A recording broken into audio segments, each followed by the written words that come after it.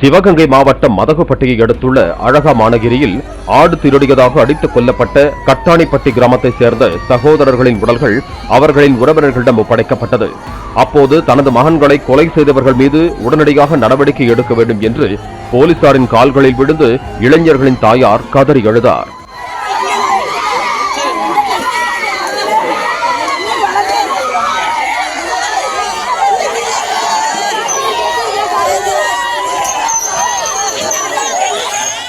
தகுந்த நடவடிக்கை எடுப்பதாக போலீசார் தெரிவித்ததை அடுத்து மணிகண்டன், சிவசங்கரின் உடல்களை உறவினர்கள் பெற்றுக் கொண்டனர். முன்னதாக சகோதரர்கள் அடித்துக் கொல்லப்பட்ட வழக்கில் அழகமானகிரி கிராமத்தைச் சேர்ந்த 13 பேரை போலீசார் கைது செய்து விசாரணை மேற்கொண்டிருக்கிறார்கள்.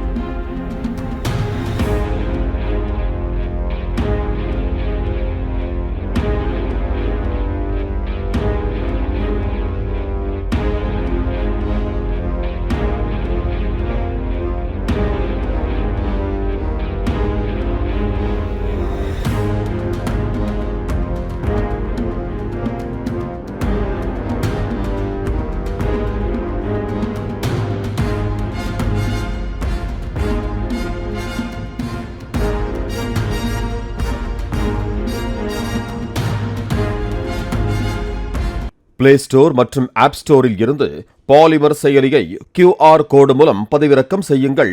செய்திகளை உடனுக்குடன் பெறுங்கள்.